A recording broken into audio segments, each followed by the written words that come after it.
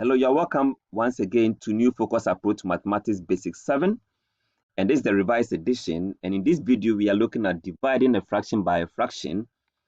In our previous lesson, we learned how to divide a fraction by a whole number or a whole number also by a fraction.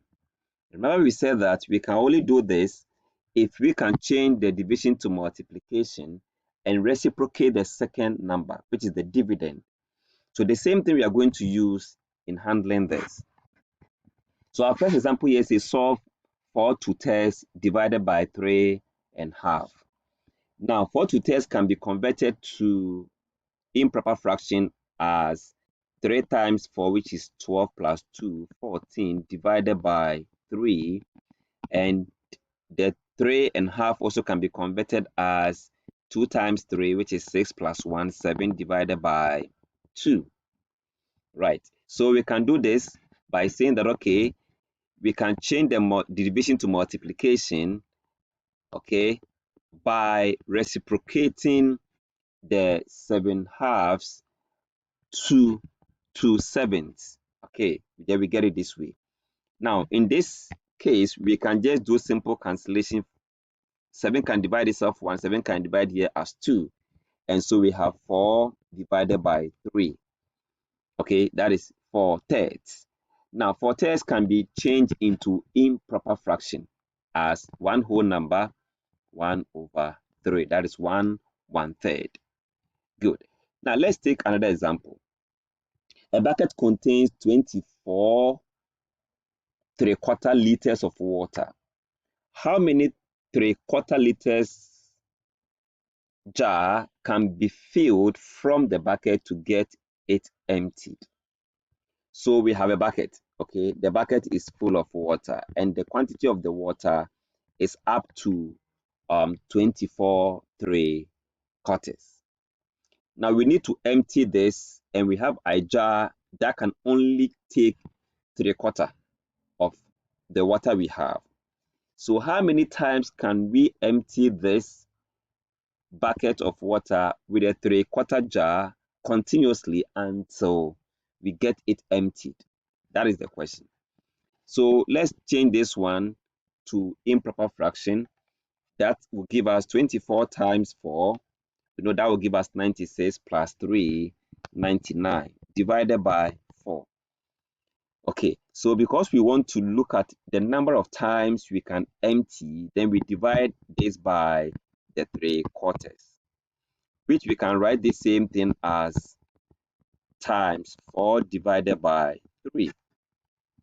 All right, so we can do simple cancellation here. 4 can divide itself 1, 4 can divide here 1, 3 can divide itself 1, and 3 can divide here as 33.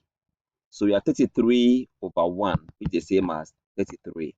That means we can empty the bigger bucket little by little up to 33 times with a 3/4 jar to make the water entirely empty from the bucket. Okay, now let's take another example and see. By what number should 556 be multiplied to get 3/1/3?